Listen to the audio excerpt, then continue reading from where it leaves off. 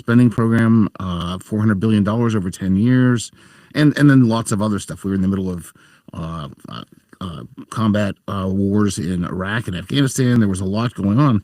So we put that all in one place and said, well, here's what you get. And the answer was essentially no change in the growth rate of the U.S. economy. And needless to say, Republicans in Congress were very unhappy with this bottom line. And as I mentioned earlier, they just assumed we did it wrong. And they told me you did it wrong. And I explained to them that if you want to produce economic growth, you have to produce disciplined budgetary and legislative efforts that are pro-growth and don't do things like fight wars, which is not pro-growth, and subsidize additional consumption of healthcare, which is not pro-growth. It's good in its own way, but understand what they're trying to do. And so I view that as the same thing going on in this One Big Beautiful Bill Act. There's a lot going on there. There's the tax pieces, but there's also the Medicaid cuts. There are all sorts of energy features in there. There's a 10-year moratorium on regulation of AI at the state level. Now, some of this is probably going to come out because it's not appropriate for a budget bill, but people are like to pull out their favorite provisions, say, "Isn't this wonderful? Look what it's going to do." Well, you have to score the whole bill, and the CBO is scoring the whole bill along with help from the Joint Committee on Taxation. And you get a very different answer when you look at the entirety of the legislation. Yeah. So, Professor Kelton, let me ask you this. In listening to the House Speaker there assert with just absolute certainty that the budget is not going to increase the deficit, when literally no legitimate analysis that I've been able to find agrees with that.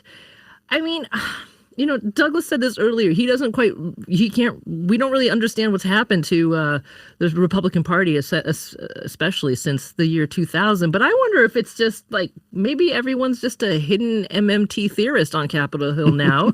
and have they ever really cared about deficits, Professor Kelton?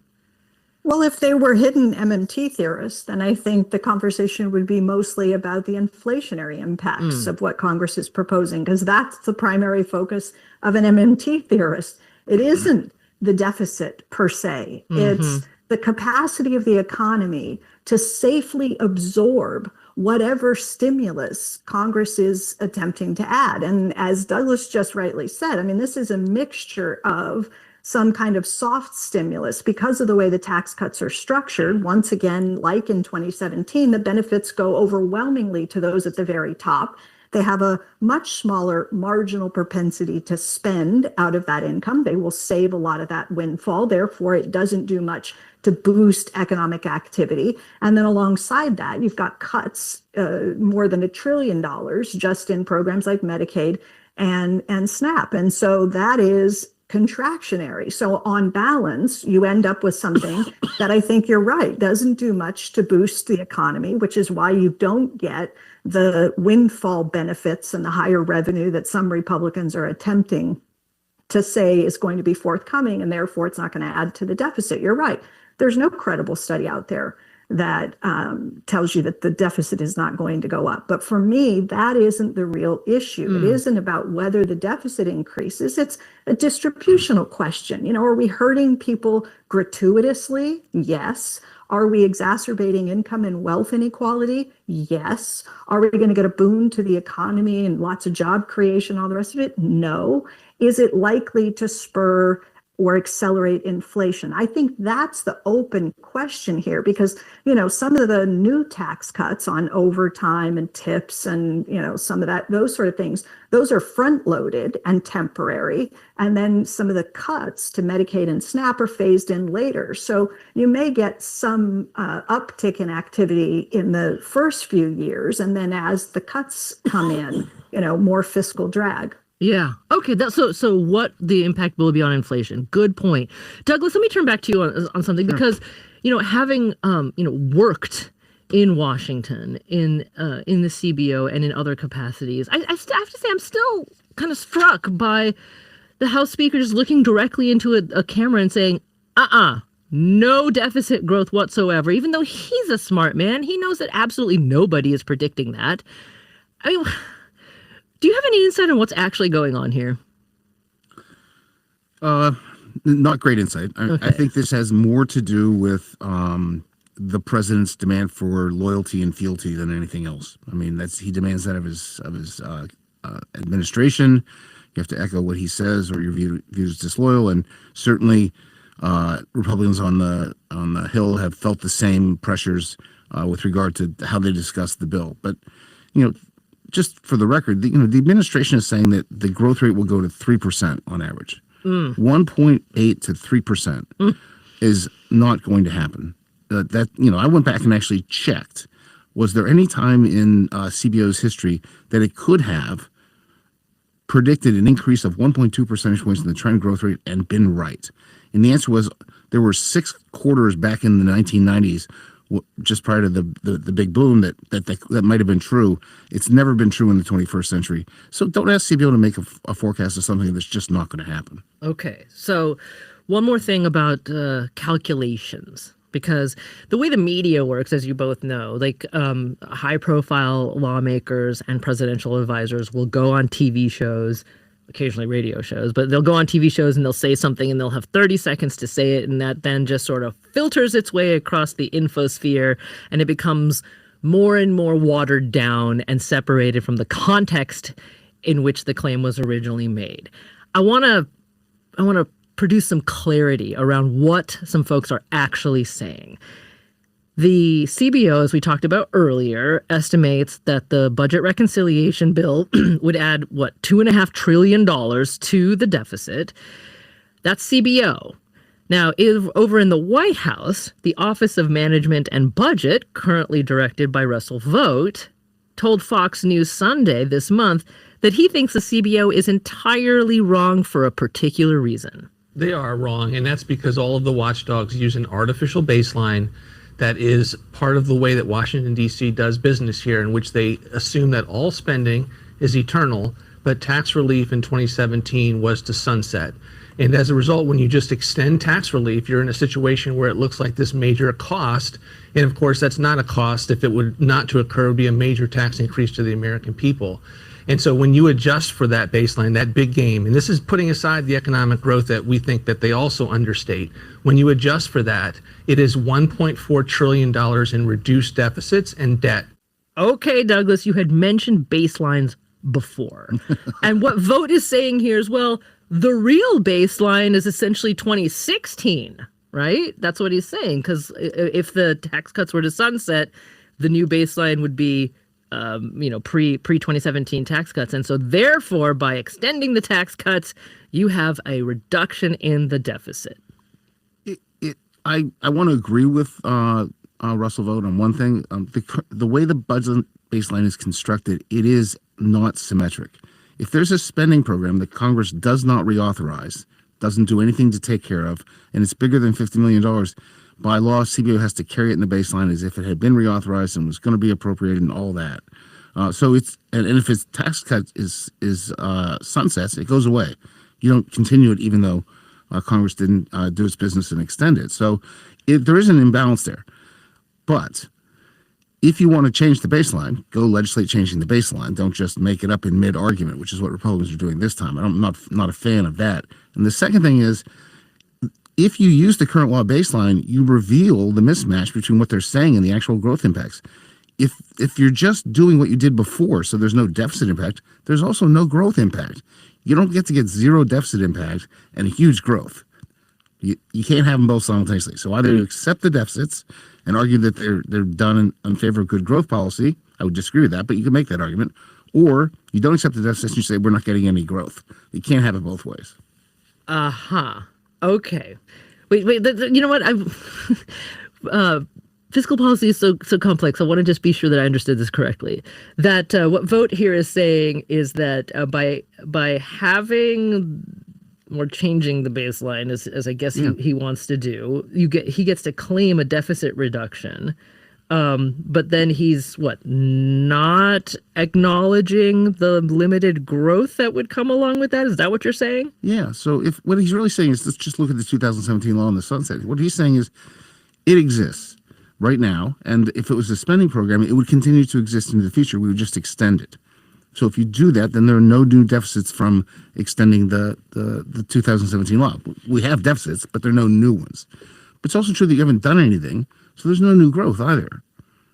Okay. So doing nothing produces no deficits. It also produces no growth. Ah. They want to say doing nothing produces no deficits and a lot of growth. Got it. Sorry. Okay. Thank you for that clarification. Now, look, we only have a couple of minutes left, so Professor Kelton, let me turn to you because the overarching question here is, okay, well, for better or for worse, deficits are going to continue to grow. But the question is, what are we spending the money on? And I wanted to ask you one particular thing about what history has to teach us, right? Because under Ronald Reagan, right, there was a ton of deficit spending and tax cuts.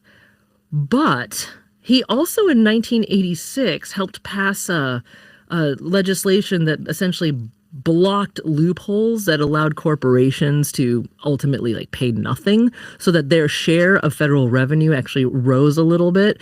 And I wonder if, again, actually Douglas talked about this earlier, there are other things that you can do to create revenue that would then ideally be spent on the American people. But what I'm not hearing very much anymore is, other than sort of apocryphal growth that Douglas has been talking about, any solid plan to create more revenue. I mean, that's an option too, right? Well, it's always an option for Congress to vote to change the tax code in various ways. I mean, when Democrats had control of the House, the Senate, and the White House under President Biden, there was talk of doing things like raising tax rates at the top, closing loopholes and so forth. I mean, there are some egregious loopholes in the tax code. Mm-hmm. The two that are often referred to are the carried interest loophole and the step up in basis. And even with Democrats in total control, you did not have an appetite for significant tax increases. You might remember that President Biden had the Build Back Better agenda, and he wanted to spend some $3.5 trillion and totally offset all of the spending with new revenue. But the votes simply weren't there. And so, Got about 10 seconds. Yeah, go ahead. Democrats didn't want to do it. Republicans clearly don't want to do it. President Trump toyed a little bit with the idea of raising taxes on those at the top. The appetite is just not there. People are more comfortable with deficits than tax increases. Well, Stephanie Kelton at Stony Brook University and Douglas Holtz-Eakin at the American Action Forum, thank you both so much. This is On Point.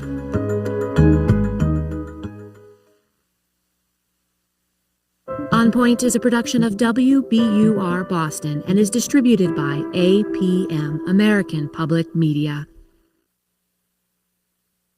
Support for On Point comes from BetterHelp, committed to making mental well-being a priority and offering support in taking on everything life demands, with therapists available to communicate via video, chat, or phone at betterhelp.com/public. And Seed's DSO1 is a 24-strain 2-in-1 probiotic and prebiotic engineered to survive digestion, support healthy regularity, and promote whole body health. Learn more at seed.com/public. This is KUOW-FM Seattle, KUOW Tumwater, and KQOW Bellingham. It's Friday. It's almost noon, which means we're just minutes away from Week in Review. Here's host Bill Radke with a preview of today's show. How'd those protests go last week? ? We're going to talk about resistance today. Also, by the way, just a court says that the president can direct the California National Guard, at least for now. So that, who knows, that might be coming for Washington one of these protest days. Anyway, we'll talk about the rallies. We'll talk about the phrase, is the phrase affordable housing just a sick joke in Seattle? And what else makes Washington unaffordable? The news of the week. Give Week in Review a try. I guarantee it'll stick to you as if it were a tracking device launched by a Seattle police vehicle. And we'll talk about what made us smile this week, too, so stay tuned. Hi, I'm Joshua McNichols. And I'm Monica Nicholsberg. We host KUOW's economy podcast, Booming. Washington State is known for its cherries, but to supply the world with them, farmers need a lot of workers to show up. Usually they do, but not this year. On the latest episode, how a culture of fear is pushing Washington cherry growers to the brink. Listen to Booming on the KUOW app or wherever you get your podcasts.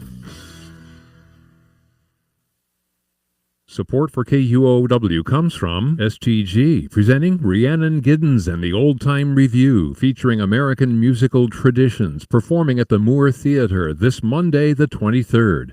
Ticket information is available at Ticketmaster.com. And from Homestead Community Land Trust, presenting Stacey Abrams on September 27th in a conversation about how ownership builds power, place, and possibility. Event tickets and information at homesteadclt.org. 90% chance of rain this afternoon, heading into tomorrow. High around 69. Currently, it is 57. Hi, I'm Chris Morgan, host of The Wild. For over a century, a dam blocked salmon from moving up the lower Elwha River on the Olympic Peninsula. 10 years ago, that dam was taken down. On our next episode, we'll look at how nature is making a comeback. Then we dive into the ocean to hear what a dying coral reef sounds like, and the clever ways researchers are trying to bring them back to life. Listen to The Wild tomorrow evening at 8, or anytime on the KUOW From NPR News, app. I'm Lakshmi Singh. European leaders are trying to de-escalate the conflict between Israel and Iran. NPR's Michelle Kellerman reports on Iranian Foreign Minister Abbas Araghchi's condemnation ahead of talks in Geneva. Iran's foreign minister had a pretty tough line before he entered these talks in Geneva. He told the UN Human Rights Council, which is in Geneva, that Israel launched an unprovoked aggression against Iran. He called it illegal and a criminal operation. Hundreds of my fellow Iranians have been killed and injured following Israel's surprise armed attacks and terrorist operations on residential areas, public infrastructures, hospitals, health centers, and of course, the foreign ministry. He also called it a betrayal of diplomacy because the Israelis launched this war just days before the U.S. and Iran were due to meet again in Oman to talk about a nuclear deal. That's NPR's Michelle Kellerman reporting. Israel, meanwhile, says Iran has launched more strikes against Israel, causing additional casualties today.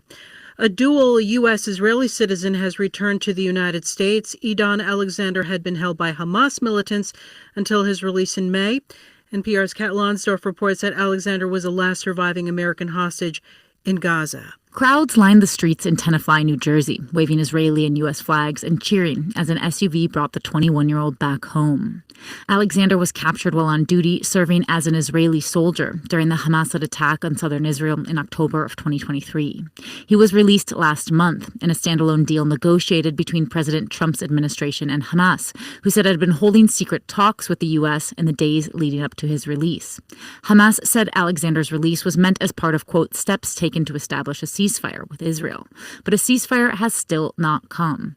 Deadly Israeli bombardment of Gaza continues daily, while 53 hostages remain in captivity there, more than half of whom are believed to be dead. Kat Lonsdorf, NPR News, Washington. Enrollment numbers in Job Corps have dropped by about 30% nationwide and up to 50% in some places. The Mountain West News Bureau's Hannah Merzbach has details. The once bustling hallways and dorms at the Central Wyoming Job Corps site are now quiet. There were about 200 students, but now around 100, according to 22-year-old Kay Hooven, a student who left. So I was just like, I can't really depend on something that's always a what if because of this whole thing that's going on. The National Job Corps Association, a trade group, says there were about 16,000 students enrolled nationwide as of last week. That's Hannah Merzbach reporting.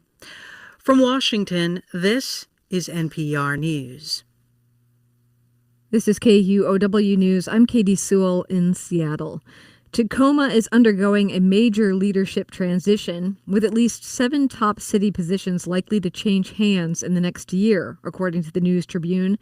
Mayor Victoria Woodards is not seeking re-election, and city manager Elizabeth Pauley will retire in July, with Yoon Kim stepping in as interim. Former police chief Avery Moore resigned in February, and Patty Jackson now serves as interim chief. The city is postponing permanent hires until after the November election. 4 city council seats are also up this year. The primary will take place on August 5th. Researchers at the University of Washington say they've discovered a way to predict harmful algae blooms in oceans. Those blooms produce toxins that can make people and animals sick and shut down shellfish production.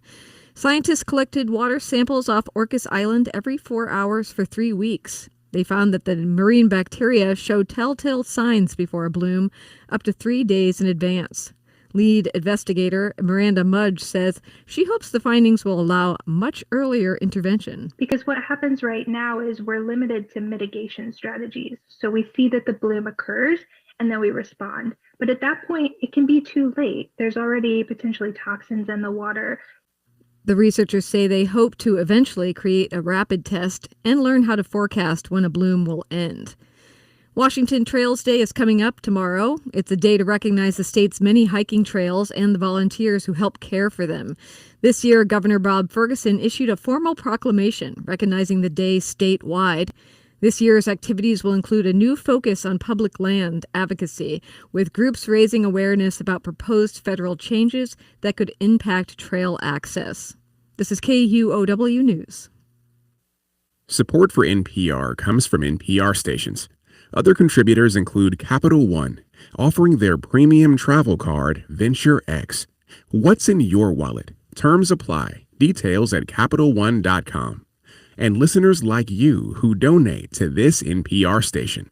Welcome to Friday. Welcome to KUOW's Week in Review. Hi, I'm Bill Radke. I'm sitting here with our panel this week to discuss what just happened the last 7 days or so. We've got former Washington State's legislator and the founder of Earth Finance, Reuven Carlyle. Welcome back. Thank you. I see everybody's sipping. Feels appropriate on a sort of a June gloomy day. We got Washington Policy Center senior researcher Paul Guppy. Welcome back, Paul. Thank you. Great to be here. And the Needling editor Lex Vaughn. Of course, I get my news from the Needling. Yes, Lex. It's the only way to get news these days without going insane. That's where I learned about the new there's a new NPR show, Some Things Considered. Yeah, I learned about on your check it out because of budget cuts. yeah. It's expensive to consider all things. Yeah. I saw in the Needling that the Defense Secretary Pete Hegseth drunkenly posted his military plans on the I-5 Uncle Sam billboard. He did. Mm-hmm. We'll see how easy that is to do now that the Chehalis tribe owns it. It changed hands. Yeah. And finally, I saw in the Needling that Mariners catcher Cal Raleigh just learned about the nickname that we've all been calling him by, and he feels sad. Just, stop making him feel that way. He just found out. It's so mean that you're calling him that. Especially when they're not in first place anymore. Okay, so, and by the way, we're streaming the show, live streaming on YouTube, so feel free to peep at us there. Let's talk about the week gone by. 1 week ago on this show, we were wondering what was about to happen on Saturday at the No Kings rallies protesting President Trump. What happened was millions of people nationwide. There were marches in Olympia, Tacoma, Issaquah, Bellingham, Kirkland, Spokane, and in Seattle, where we deployed KUOW reporter Casey Martin. The streets of Seattle haven't been this packed since the Women's March during Trump's first term. After a rally at Capitol Hill's Calenderson Park, a huge crowd walked to Seattle Center. It came after a week of anti-ICE protests in Seattle, where some people were arrested.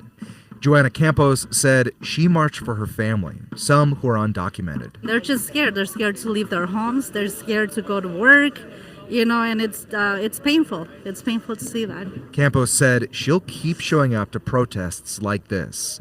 Police said there were no arrests at Saturday's march. No arrests at Saturday's march. No property damage that I heard about. Lex, what struck you about the rallies? I think both the people that showed up for the No Kings march and showed up at the ICE, the DHS office in Tukwila. Mm-hmm. I think they both really showed that people are willing to show up in person to oppose what's happening. Much of it flat out unconstitutional.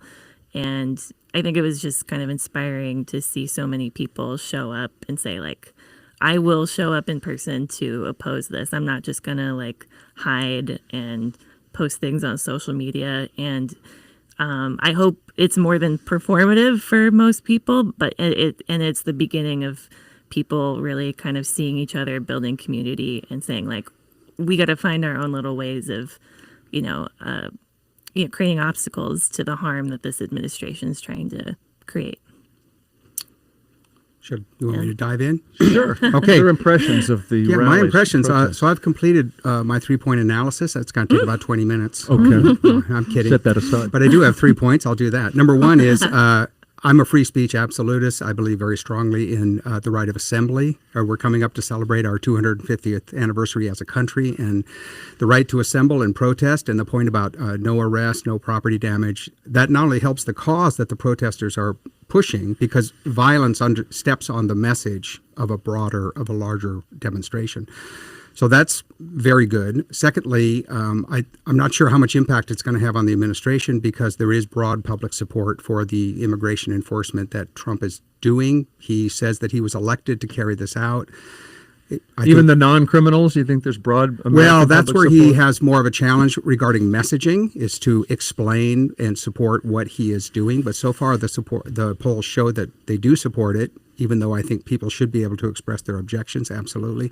But the third thing that's interesting is the impact inside the Democrat Party, that the demonstrations show both sort of grassroots support, but also frustration, I think, with the base, that Democrat leaders, elected leaders, are not doing more effectively to oppose Trump. And I would say What that's would they the do larger, to oppose well, Trump? that's the larger dynamic, is to develop an alternative on immigration policy that provides a positive alternative, as I said.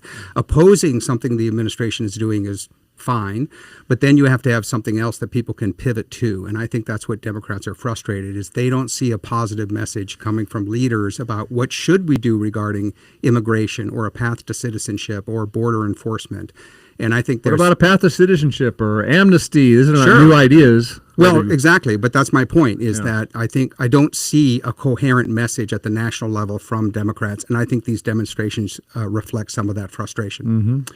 Yeah, I mean, part of that I think is true, but I think the deeper issue Only part of it? Well, I think what we're seeing is that Republican-led breadbasket states, as well as Eastern Washington and the agricultural community, what we're seeing with these ICE raids and the Trump administration policy is that it isn't just deep blue cities. It's deeper. And there is some degree of public support for a stronger immigration policy. You're absolutely right about the general polls.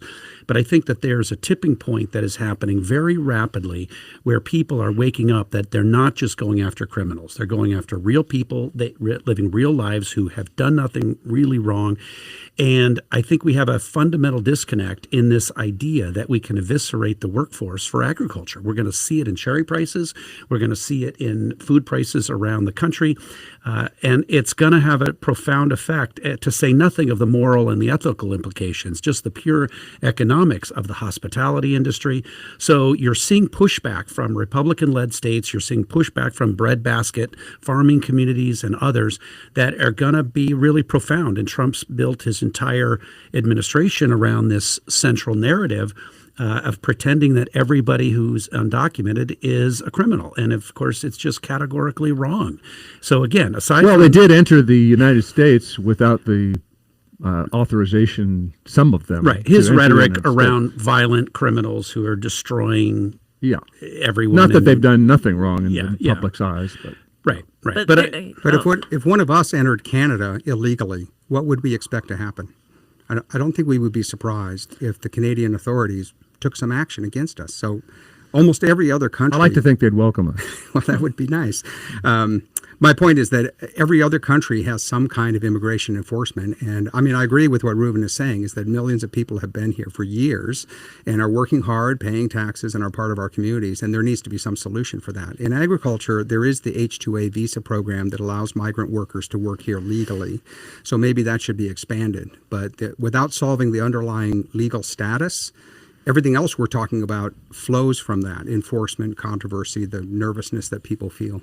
Yeah, So but that's where the solution is. Lex's point is absolutely right, though, as well, that there's a deeper undertone here, that people are speaking out and saying that there's a sense of disconnect about how ICE behaves and what's going on with this administration, where they're not interested in the facts and the data about who might have a criminal But record. but there needs to be a process to deal with their illegal so status. We had 70,000 people on the street. I just watched this thing on the news last night where somebody was talking about how this seems random, how Americans reacted to the Fugitive Slave Act, and how that contributed to like a major kind of uprising against slavery and a lot of racism. And part of what happened is it wasn't like abolitionists rising up. It was like people realizing their neighbors were getting snatched. And when it became personal, it's like, oh, my neighbor is being taken away.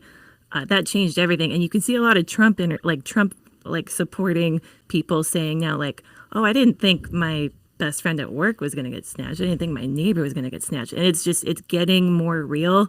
It's less at this abstract level of, get those immigrants who didn't do everything right or whatever. They're realizing oh, there's a lot of everyday people I love and really appreciate and have contributed a lot to my community that are getting taken away. And I think we're seeing that, happen a little bit more across the country. People are getting real that this is just really cruel and it's going to really devastate a lot of communities, whether you're Democratic or Republican. Do you give any credit? I got a note from a listener named Jason. Jason says that he and his mom were protesting or rallying in Issaquah. And he said 7 full blocks of people, everything peaceful, lawful, boisterous. Organizers made sure no one was impeding traffic. I didn't see any law enforcement, nor was any needed. Do you give credit to police restraint this week? No, you're not going to see me give police any credit in this moment. Just a month ago, they were, attacking people. But did they learn something? Did they adjust because of that? Hopefully a little bit, but I think, some of our city's leadership is hoping to try to look like they're on the right side of history here. I doubt that they will stay on the right side of history, but maybe they're trying to behave themselves for a moment. I'm not going to ever give them too much credit for that. Yeah. I think, that if there's no reason for the police to act, then they don't act, and that's a good thing. So that's arguable. When when violence happens, the public expects order to be restored. Antifa activists show up and start setting cars on fire and throwing concrete at the police. That's happened in LA. Then those are the kind of activities that should be avoided. I don't know what you want the police to do when violence is breaking out on the streets. They have to do something, or else we end up with just chaos. There's a lot of video of SPD officers baiting people and shoving people and then acting like something violent happened, and really they're the ones who started it. That's what happened in Capitol Hill. And I saw a video of that again at some of the recent protests against ICE detentions. You can see cops shoving people. Is the Democrat leadership of the city not able to manage the police? The mayor and the city council are in charge. No, I think a police accountability. Isn't the mayor responsible for the way the police behave? Well, the city did limit its use of blast balls and tear gas to when the mayor declares a state of emergency or there's imminent threat to life or safety. Speaking of, we brought up the federal intervention. A federal court ruled last night that President Trump can direct the California National Guard, whether Governor Newsom likes it or not, at least for now. So I don't know how that's going to happen in Seattle, but I don't know why it wouldn't eventually happen in Seattle. The deportations are going to continue. Mm-hmm. Part of what I foresee, the new, almost permanent police chief for SPD has said that he will stand up for people's rights in the city, and he will, try to be on the right side of history here.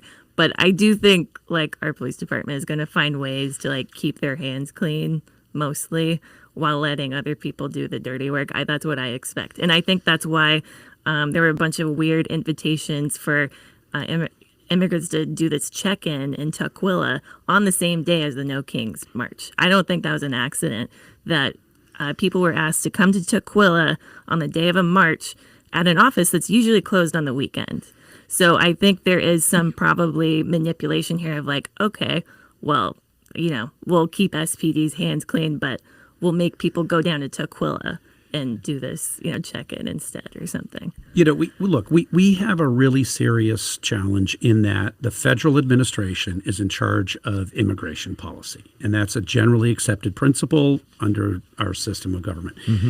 The challenge is with the federal administration being just so focused on this and trying to use every resource at their disposal. We're going through this structural transition. It's a really challenging time, and with the reality of what's happening to people on the streets and in restaurants and housing and hotels and in the cities and rural areas, as we talked about, agriculture community. I don't think it's necessarily fair to assume that a local police department can figure out exactly how to navigate that when you have a really important fiduciary obligation to your local officials who you report to.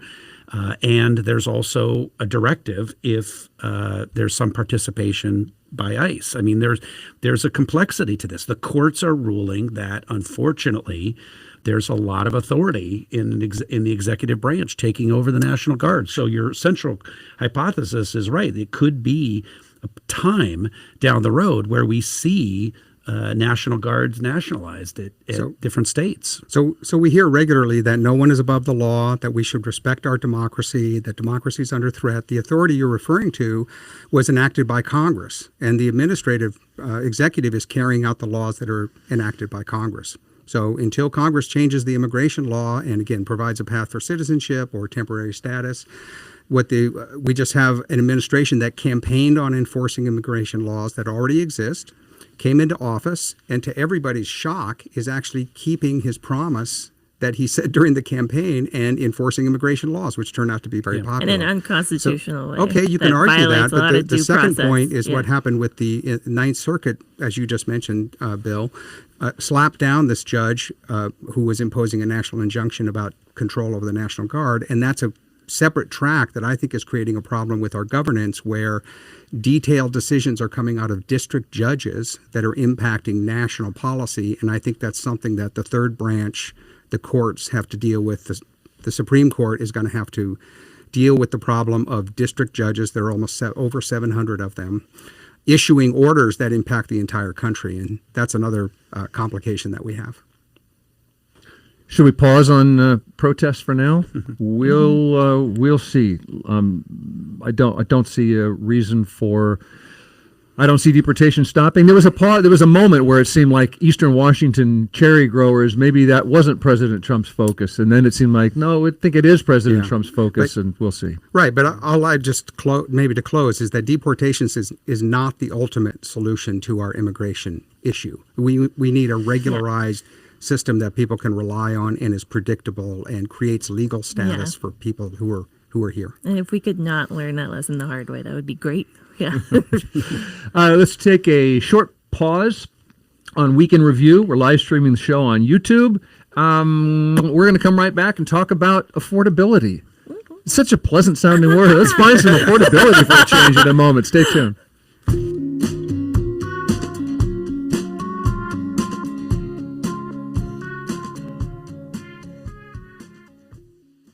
Support for KUOW comes from Eco Design and Maintenance, family-owned and specializing in start-to-finish exterior design using materials and methods that help to reduce environmental impact. From landscapes to hardscaping, outdoor spaces designed to be functional and long-lasting. More at eco-seattle.com. And from Rancho La Puerta, a wellness resort 45 minutes outside San Diego. Summer packages include hiking, live music, mindfulness, and culinary experiences featuring fresh fruits and veggies. More information at rancholapuerta.com. From glassblowing to neon, the Seattle region is home to some of the most exciting and innovative glass arts in the world. I'm Jeannie Yandel, and on the latest episode of Meet Me Here, we'll tell you where to find some of that art and how to connect with the artists who make it. Listen to Meet Me Here on the KUOW app or wherever you get your podcasts. You're listening to Week in Review on KUOW. For one, I'm Bill Radke, but I would direct your attention to Washington Policy Center's Paul Guppy and the Needlings' Lex Vaughn and former state legislator Reuven Carlyle. Quote, Seattle's affordable housing industry is in crisis, declared the Seattle Times this week. Affordable housing providers have been selling their stakes in buildings. They can't make money. Quote, the number of subsidized properties losing money has surged since before the pandemic as rapidly rising operating costs collide with lagging rent payments. In an industry that has scraped by for decades on razor-thin margins, the math no longer adds up. Reuven, what ails the affordable housing business?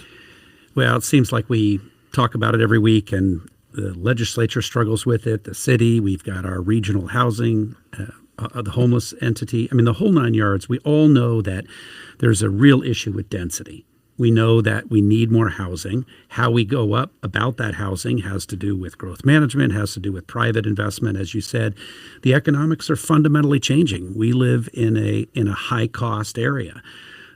Ultimately, figuring out the silos of the institutional grip of the bureaucracy at the city, the county, the regional, the state level, and allowing the private marketplace to develop the level and the scale and the scope of housing that's needed is just a critical piece of it. Now, we have to do it responsibly, and we have to figure out ways to balance that with affordability, but we need supply. And ultimately, that ties into how density connects with transportation. It's an ecosystem. It's a whole connected system.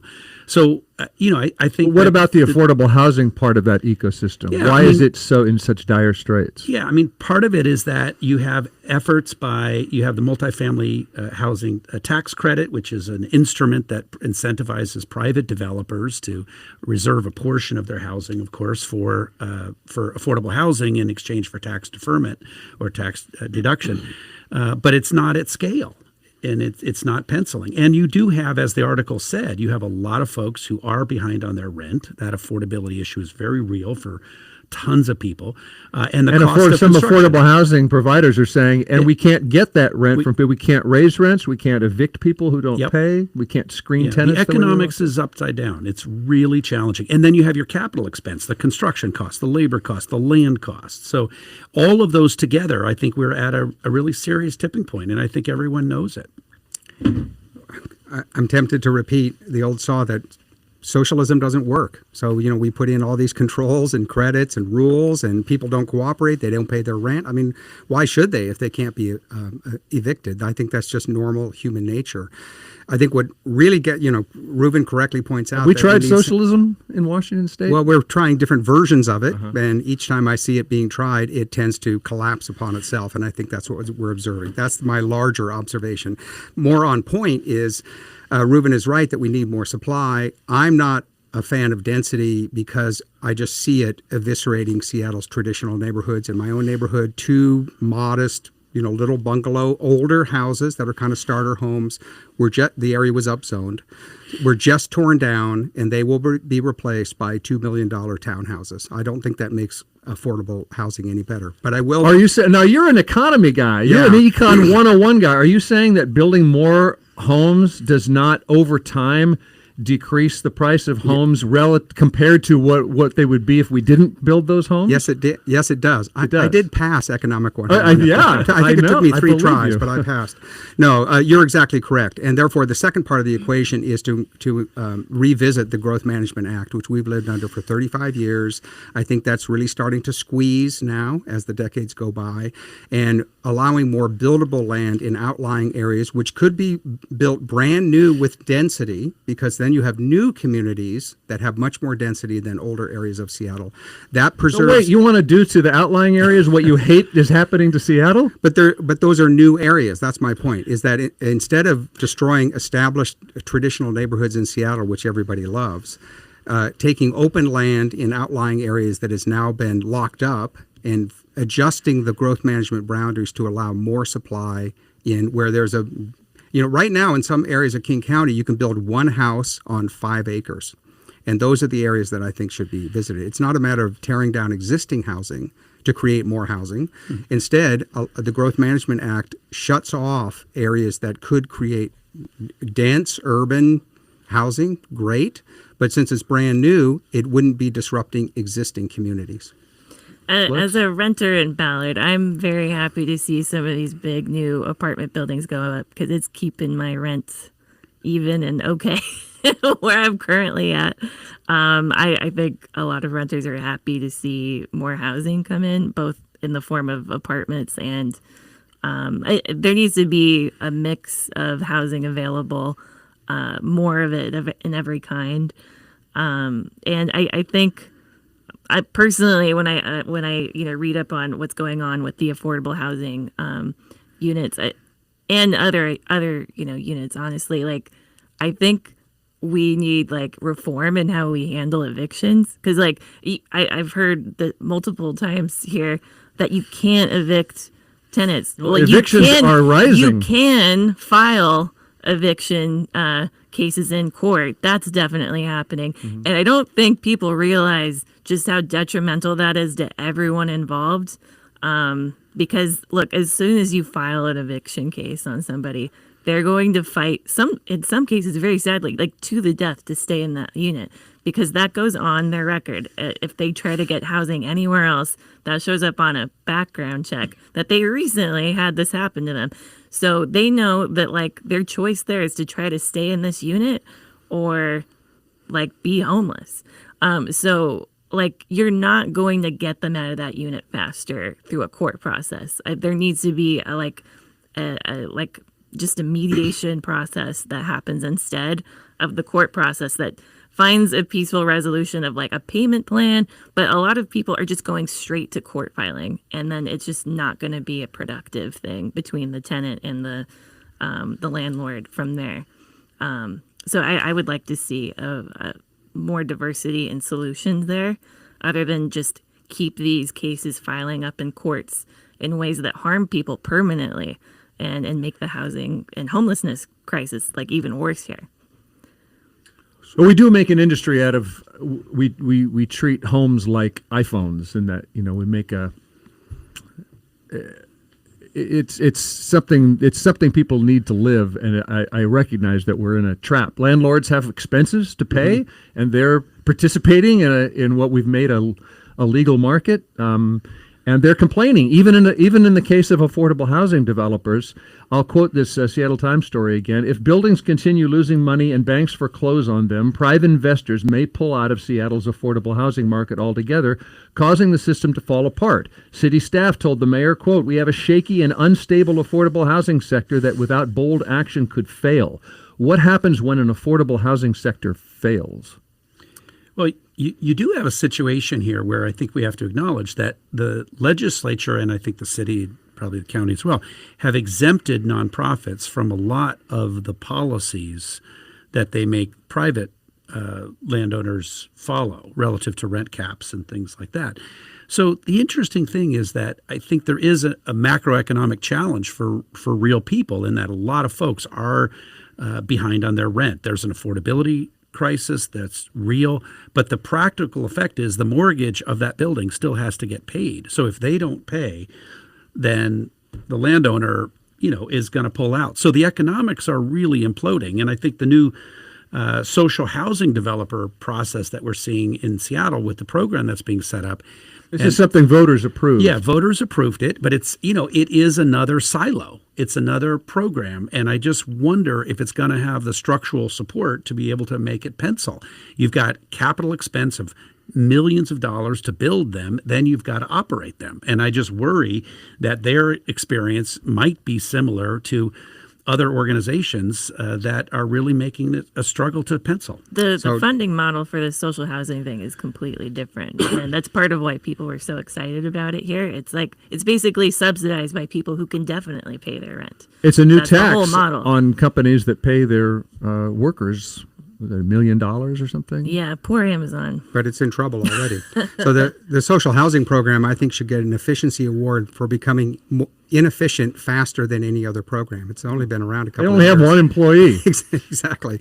So and he's the subject of complaints. Yeah, that's right. And some people resign from the governing board because of that. So again, I don't know whether those complaints are true or not. I don't. Sure, and it depends on the facts. Yeah. I always look at things from, I can't resist policy analyst point of view as to whether systems are working or not. And what Reuven points out is correct, is that if the economics are not there, it creates a domino effect that the buildings are not gaining revenue, they can't pay their mortgage, so then banks foreclose, and then investors don't want to invest. And the bottom line is it just drives housing investment out of this area. If it can't stay profitable, or if there's not enough revenue to maintain a building, then it creates an atmosphere in which investors say Seattle, Washington State is not the place to invest in housing because you're not going to get your money back. Well, if we want life to be more affordable, we could make housing affordable for people by subsidizing it, but that means we would have to tax ourselves even more. And Paul, you think we've overdone that already? Right, exactly. Is that fair to say? Yeah, we could go the other way, which is reduce taxes. So you probably noticed I made the observation that it's interesting that whenever there's talk about cost of living, affordability, the one element that's not mentioned is the financial burden that government puts on all of us, which takes between 40 and 50% of people's income is paid by taxes at all different levels. So I think it should at least be especially the lower levels in Washington State. And it's very regressive. Yeah. It falls on hardest on people who are least able to afford it. And so I think that should be at least part of the discussion. We keep adding new property taxes, new levies. They seem popular at the time one by one, but then when it all adds up, we wonder why housing is so expensive. So maybe reducing the property tax would help would free up funds and would also make housing more affordable for Lex, everyone. how could we reduce our reliance on property taxes in this state? I mean, my opinion, all these random taxes, which I'm sure plenty of people get exhausted with, like learning about, like, wait, what? There's what tax now? There's this what? Like, of course, that's frustrating. But I think it's also a given in a state where you don't have a state income tax. Like, if you don't like all these little unpredictable taxes, get real and do a state income tax. That is how you're going to sustainably fund all kinds of basics in this state: education, transportation, and then also probably housing affordability. And then we would repeal the other taxes, or just add it on top? I mean, honestly, that might be part of a deal if it ever happens. Like, okay, let's just do a state income tax, and we could just, I don't know, get rid of these other things. But I think if you don't have that, of course, like, you're going to just keep on doing all these little patch-up jobs with all these different budgets everywhere with a bunch of frustrating and surprising and unpredictable taxes. It's not a good system. Like, it really should be, okay, let's like really do this now. Or maybe the government could get by without taking so much of our money. Well, so overspending is a major element of what's happening. All right. Well, here we are migrating from housing to affordability. We know that they're interconnected. Well, a couple of data points that I think are interesting because you're jumping all over it, which is fair. Washington actually ranks 28th in the nation in the overall burden of taxes by state and local government. So, of course, it's a factor. We're 29th in the nation in our property taxes paid as a percentage of housing value. So the bottom line is we're not overly taxed in the context of just state and local government, but it feels like we are to real people living real lives. And I think the reason it feels it is because we have high excise taxes, we have high sales tax, and we have, of course, excise and sin taxes, marijuana, cigarettes, alcohol. We're the number 1 or 2 in all those categories. High gas tax. As you said, in part because we don't have an income tax, we don't have a balanced system. So in effect, you have that sense of feeling like you're taxed. It's but ironic. Our overall tax rate is actually 28th in the nation. But of course, we're a high service state and we're a high cost state from an affordability, as we've talked about housing. So it is challenging. So it is a factor, but it is not the central driver. The real driver is, we're a higher income state and we're a higher cost state overall. Taxes are an element of that, but it is not the only driver. But I'll add that it's an element that our public leaders can control. So public leaders keep talking about they want to help with affordability, they want to help with housing. Okay, well, how about reducing the tax burden that you put on us? So the fact that this is completely under the control of Olympia and the Seattle City Council, I think is one factor, as Reuven correctly points out, but at least it's one that our public leaders can do something about it. Gas tax is about to go up in about 15 days. Right. Feel good about that? 6 more cents. Are you against road maintenance, Paul Guppy? I'm always in favor of efficient spending. So 7 other states have a gas tax that's under 20 cents a gallon, and yet they seem to have roads and public amenities as well. So what I really worry about is, funneling money into the government and then not getting the results that we've been promised. So this is the highest gas tax we've ever had, is going to take into effect on July 1st. I'm going to fill my gas tank on June 31st to make sure I get that bargain. But really, I don't think that my EV doesn't even care about the gas tax. That's the way to avoid it altogether. But it's just that the constant pattern coming out of Olympia is just always asking for more money and then claiming that, well, we need more money, and always saying that that's going to be the solution, road maintenance, and then it doesn't happen. So I think that creates cynicism and distrust, in addition to reducing our take-home pay by raising prices. You saying the road projects don't happen? They sort of happen, but it never seems to quite be enough. And the Department of Transportation constantly complains that they're short on money. No matter how much money they receive, public projects cost twice as much as doing a private project. I mean, there's just an enormous amount of waste is built into the way the government does anything. There's all kinds of challenges with large projects, no question about it, and we all know that. But to say that there's not a wise investment in our transportation infrastructure, I don't think is fair. Maintenance and operations is incredibly expensive. We have one of the most, we do have a ferry system that takes a lot of money that people love and treasure, that generates 1 million visitors a year and is central to our tourism. We have roads in Eastern Washington to get agricultural products to market, and a lot of them are in very, very good shape. We also are one of the strongest, highest net contributor states of federal taxes. So we send more money to Washington, D.C. than almost any other state, and we get less back. So we have a disconnect. So it's hard to blame just Olympia or just Seattle when there's a real challenge with so much of the tax dollar that we do pay ends up in Washington, D.C., where it can be given away to tax breaks and other decisions that we may or may not feel are aligned with our values. But they're not going back into services in Washington state. So that's a real structural challenge.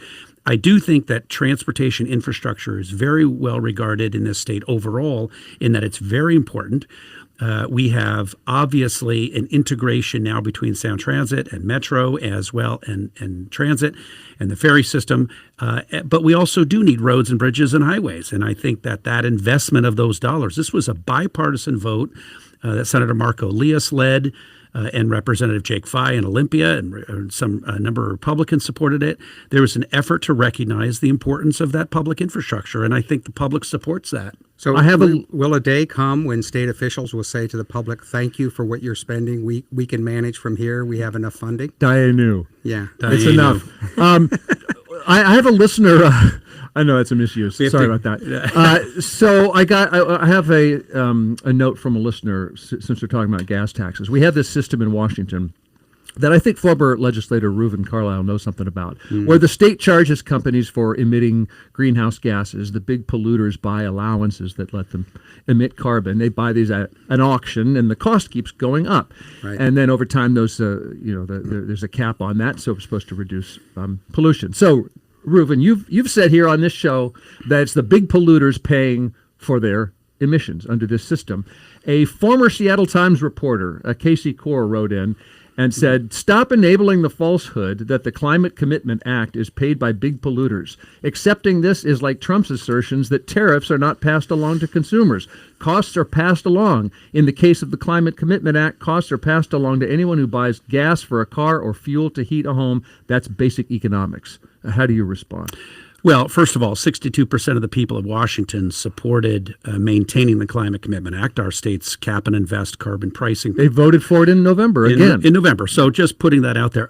I think economically, Casey's right, of course, that any cost to industry ultimately trickles down to the individual. In this case, we have about 110 large emitters. The largest in Seattle, for example, is Ash Grove Cement. They make concrete. You have Nucor Steel. They recycle metal and do a great job at it. There's food processors in Eastern Washington. There's timber. So there's about 110 large emitters. The 5 refineries in our state, we're the 5th largest refinery state in our nation. do pay substantive amount through the fuel that they produce, and that ultimately is passed on. It's not passed on one for one in every scenario. There's absolutely empirical proof of that, but most of it is passed through in some fashion. Governor Inslee said it would be pennies, which didn't turn out to be true, right? It's about 46 cents a gallon on gasoline. It's not consistent, right? It depends upon the allowances, prices, and there's not 100% pass through all the time. But of course, there is economically a general concept of a pass through. The ultimate question is, what do we do with that money? It encourages decarbonization by the large industrial sector of those 110 large entities, and the dollars are paying for real value. Number one is free transit for young people. Every young person in Washington State, 18 and younger, can ride on any ferry, any bus, and any train for free. That's paid for by Climate Commitment Act dollars. Wildfire preservation and protection is paid for by those dollars. And electric charging infrastructure for multifamily housing, heavy-duty truck electrification infrastructure, preparing for hydrogen and biofuels, sustainable aviation fuel, lots of other categories that are all related to decarbonization and the transition to a sustainable economy. So there's no question that there's an element of cost. There's also tremendous value, as 62% of the public showed last November. By the way, Reuven, we'll discuss this more, but do you have do you need to disclose any conflict of interest? You're with Earth Finance. You help companies profit from the transition to a green economy. Yeah, we're not working on the carbon market issue, but I will say that. But I am the sponsor of the Climate Commitment Act. I'm the author and sponsor of that bill, and very proud of it. But no, I don't have a financial interest in other than my grandchildren's grandchildren and the hope for a planet that functions and survives and thrives in a low carbon economy. And Paul, why shouldn't we disincentivize the use of fossil fuels by raising the gas tax? We're trying to, people like me, get an EV instead. So I have to ask the larger question, is whatever Washington State does going to have much impact on the global climate? So that's a debate right there. So just give We up. hear constant predictions about disaster that's going to happen. It hasn't happened yet. So there is a credibility Are problem. you a climate disaster denier? I'm an intellectual skeptic when I hear predictions made over decades that consistently don't come true. So I'm just opening that up for discussion. But to make this point, but the reality is that the taxes and cost is here today. It falls hardest on people who are at least able to afford it. Their energy taxes are very regressive because it increases the cost of everything. You're saying we need an income tax. Well, I'm going to mention that you said that the gas tax is about to go up by 6 cents a gallon, but the tax on diesel is going to go up 12 cents a gallon, and everything that's delivered in our economy is moved by diesel, and so that adds to inflation, increased costs. But the other part is that Washington is part of a larger community, and when we create expenses here, it just moves investments and jobs elsewhere, and I think people will just begin to move to other places. Speaking of things, speaking of warnings I've been hearing about for years, Washington State keeps having one of the best economies over and over and over and over and over again. That's good. Yeah, that's good. But I mean, despite all the years of Democratic majorities and taxes. I'm not saying it won't happen any more than I'm not saying climate disaster won't happen. I'm waiting. Sure, and I'm all for prosperity. Believe me. For one thing, we need the prosperity to pay our tax burden. Otherwise, we really be in trouble.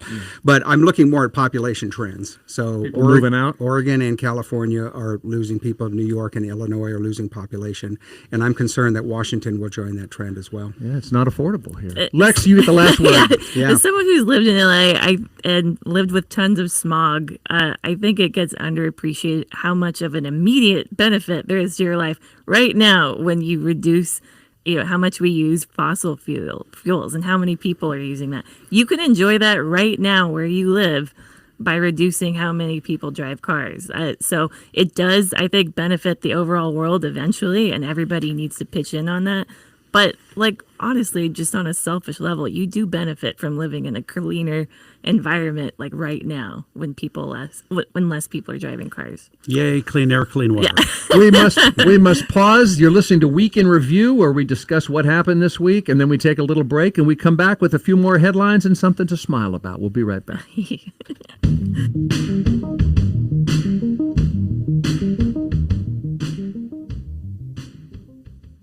Support for KUOW comes from UW Medicine, recognizing the research community and thanking researchers for working to advance the scientific discoveries that can help improve health for everyone. More at uwmedicine.org. UW Medicine, a higher degree of healthcare. And from Cambium Landscape. Since 1998, working with clients' tastes and home architecture to create landscapes that complement their outdoor lifestyles, whether relaxing in the spa, dining al fresco, or playing pickleball. Portfolio and more at cambiumlandscape.com.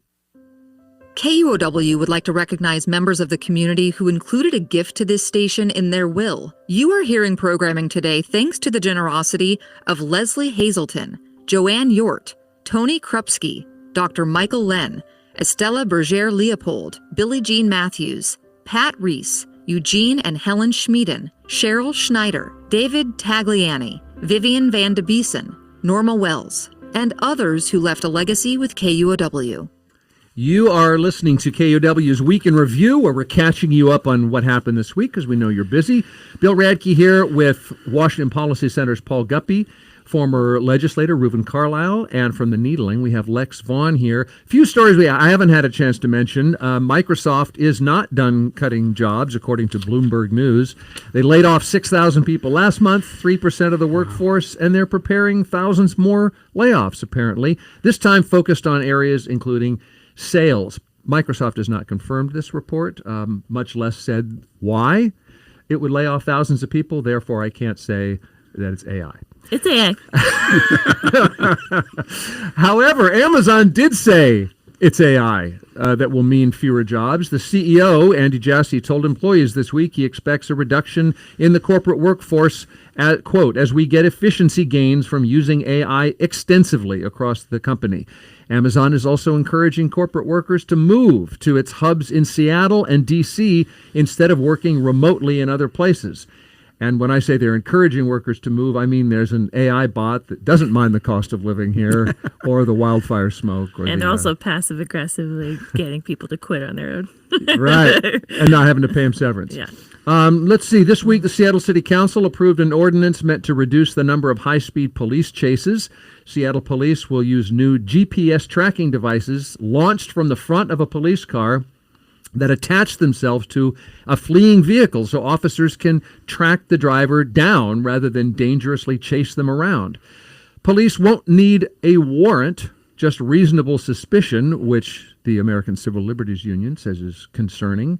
They don't completely trust police to do warrantless searches and keep the data they collect. Seattle Times says King County Sheriff already uses these trackers, Redmond and Linwood police departments. The company that makes them is called Star Chase for some reason. They don't just chase celebrities. I don't know why they're called Star. In fact, they're supposed to reduce chases. But anyway, they claim an 86%. It's not just Richard Sherman. It's just more egalitarian. They claim an 86% success rate that in Seattle is only 52% because the rain. That fleeing vehicle has likely been rained on and it's slippery. So what do you suppose that sounds like? I was expecting a tiny little something that looked like a star, but it looks like a big like a thermos that sticks onto your car. It sounds like a liability if it falls off on the street or something. Yeah. We were just talking about lawsuits against the state. I don't know if there's some liability there, Reuven. Yeah. Or damages the car that they're shooting at. Right. Oakland has discontinued this just recently because their cops weren't even using it. Apparently. Okay. They just gave up on it. Let's see. Last week we quoted the Spokesman Review, a newspaper saying it's illegal to take a pet out of someone else's car to save it from heat stroke. And some listeners let me know, Reuven knew this, that under a new state law, next month you can enter a car by force or otherwise to save a human or a pet, and not be civilly liable for damaging the car if the car is locked, if you have good reason to believe the person or animal is in trouble, if you call police or 911 first, if you don't use more force than you have to, and if you stay with the rescuee until a first responder arrives. Another listener wrote to tell us, well, if it's an electric car, it could be keeping the animal cool without you knowing it because an EV doesn't idle like a gas car, but it still has climate control that the pet owner can leave on while they're away.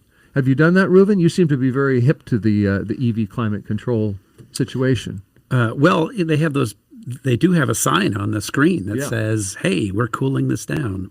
But who doesn't love a pet? But I'm not sure that this is a daily problem in Seattle in chilly June, but it's definitely a problem in some places. It'll be an interesting case when an enthusiastic Good Samaritan breaks the window on an EV and is hit with a blast of cool air and realizes And the dog that says, "Finally, I was freezing." His dog was doing fine.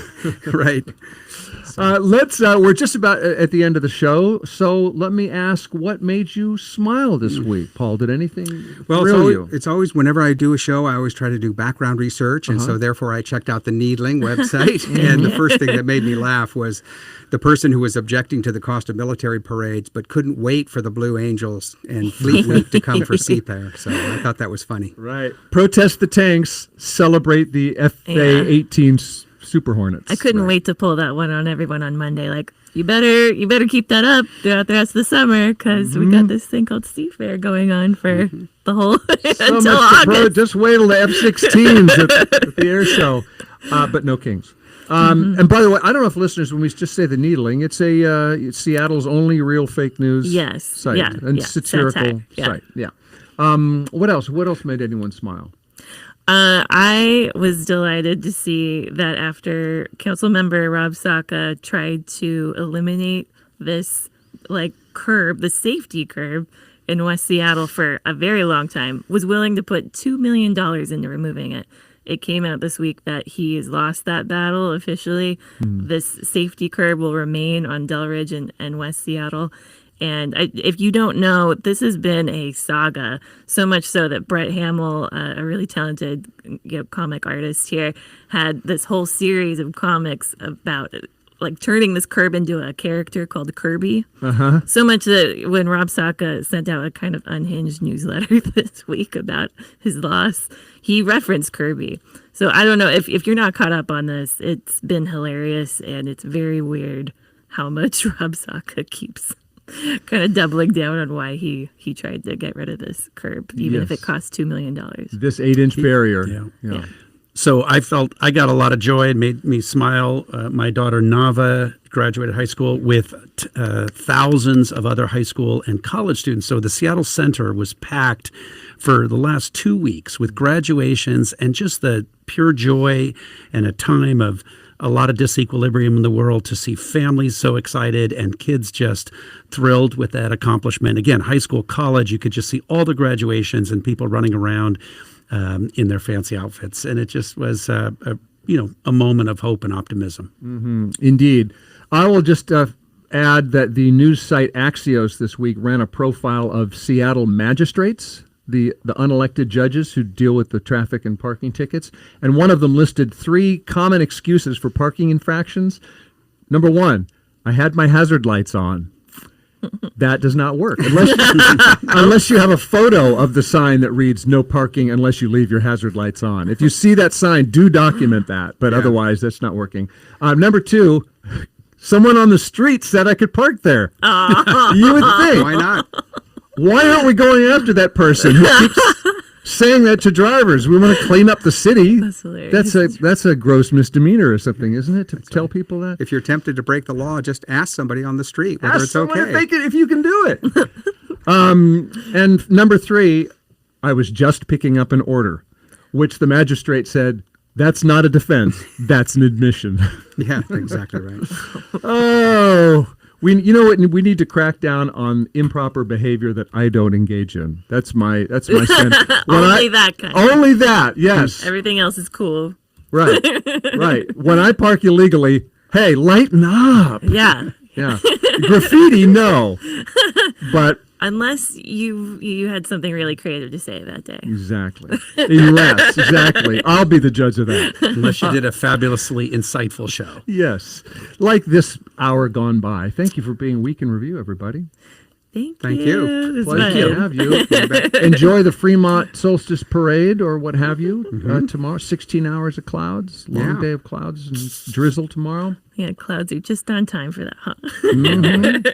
The Needling editor Lex Vaughn, the founder of Earth Finance, former state Rep and Senator Reuven Carlyle, and the senior researcher at Washington Policy Center, Paul Guppy. I wish you lots to smile about until I see you again. You bet. Thank you. It was a lot of fun. Thanks a lot. And thank you for listening, dear listener. Thank you to our producer, Kevin Kniestead. We've got Kathy Faulkner here running the board, making everything sound great. How does she do it? Because I don't sound great, but Kathy Faulkner is good at her job. And social media from Juan Pablo Chiquiza and support from Hans Twite. I'm Bill Radke, and we're going to do it again in a week. So we'll see you there.